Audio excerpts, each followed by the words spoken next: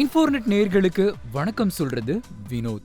தமிழ்நாட்டுக்கும் கர்நாடகாவுக்கும் இடையில இருந்த காவிரி பிரச்சனை ஒரு வழியா அமைதிக்கு வந்திருக்கு. கர்நாடகத்துல இயல்பு நிலை திரும்பி இருக்கு.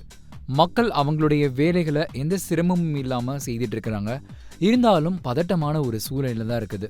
நடந்த விஷயங்களெல்லாம் வச்சு பார்க்கும்போது இந்த நேரத்துல சந்தன கடத்தல் வீரப்பன் அவருடைய ஞாபகங்களும் வந்துட்டு போகுது. காவிரி பிரச்சனைக்காக வீரப்பன் போராடினது எதுக்காக? அத பத்தி முழு ரிப்போர்ட் தான் இது.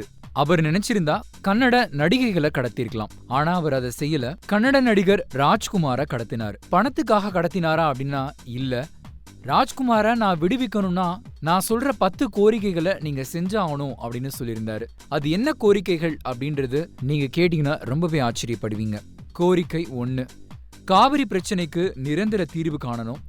அதுக்கு முன்னால விபி சிங் காலத்துல அமைக்கப்பட்ட நடுவர் மன்றத்தோட இடைக்கால தீர்ப்பின்படி 205 டிஎம்சி தண்ணீர் காவிரி நீரை தமிழகத்திற்கு உடனடியாக திறந்துவிடணும்.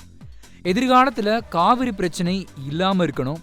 இதுல எந்த குழப்பமும் இருக்கக்கூடாது. கோரிக்கை 2, 1991 வருஷம் காவிரி கலவரத்துல இறந்த தமிழர்களுடைய குடும்பத்தினருக்கு சரியான இழப்பீடு தொகை வழங்கப்படணும். அதே நேரத்துல கர்நாடக தமிழர்களுடைய உயிர்களுக்கும் உடைமைகளுக்கும் உத்தரவாதம் தரணும். கோரிக்கை 3, கர்நாடகத்துல கன்னடர்களுக்கு அடுத்து அதிகம் இருக்கிறது தமிழர்கள் தான். அதனால தமிழ கூடுதல் ஆட்சி மொழியா கர்நாடக அரசு அறிவிக்கணும். கோரிக்கை 4, பெங்களூர்ல அமைக்கப்பட்டிருக்கிற திருவள்ளுவர் சிலையை திறக்கிறதுக்கு கர்நாடக அரசு உடனடியாக நடவடிக்கை எடுக்கணும்.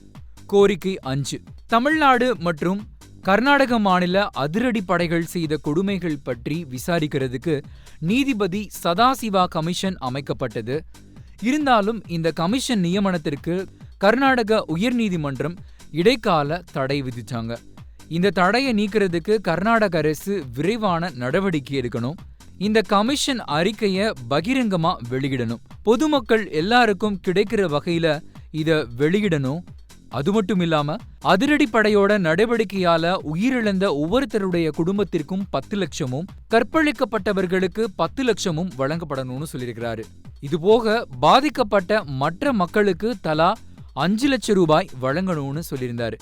இந்த குற்றங்களுக்கு காரணமா இருந்த காவல்துறை அதிகாரிகள் மீது புகார் வைக்கப்பட்டு அவங்களுக்கு உரிய தண்டனை வழங்கணும். காவிரி பிரச்சனைக்காக கர்நாடக அரசுக்கு வீரப்பன் போட்ட கோரிக்கைகள்ல 6வது கோரிக்கை, கர்நாடக ஜெயில்கள்ல தடா சட்டத்துல அடைக்கப்பட்டிருக்கிற அப்பாவி கைதிகளை விடுதலை செய்யணும். கோரிக்கை 7, கொல்லப்பட்ட 9 SC ST மக்களுடைய குடும்பத்திற்கு போதுமான நிவாரணம் வழங்கணும். கோரிக்கை 8, பச்சை தேயிலை பறிப்பிற்கு வழங்கப்படக்கூடிய குறைந்தபட்ச விலையை உடனடியா ரூபாய் 15 அதிகரிக்கணும். கோரிக்கை 9, தமிழ்நாடு ஜெயில்கள் இருக்கக்கூடிய 5 பேரை விடுவிக்கணும்.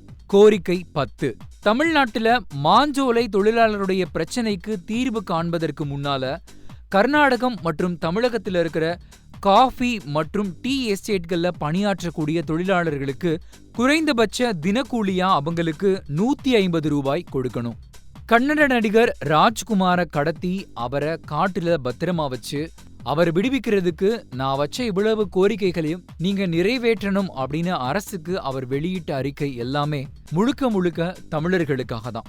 கர்நாடகத்தில் இருக்கிற தமிழர்களுக்கும் சரி, தமிழகத்தில் இருக்கிற தமிழர்களுக்கும் சரி, 2 பேருக்கும் சமமான உரிமையை இவர் வாங்கி கொடுக்கறதுக்காக தான் இவ்வளோ விஷயங்களுக்காக போராடினாரு. என்ன வியூவர்ஸ், வீடியோ பாத்தீங்களா? உங்களுக்கு பிடிச்சிருந்திருக்கும், லைக் பண்ணலாம். இதே போல நிறைய விஷயங்களை தெரிஞ்சுக்கணும்னா நீங்க இன்ஃபோர்நெட்டை சப்ஸ்கிரைப் பண்ணுங்க.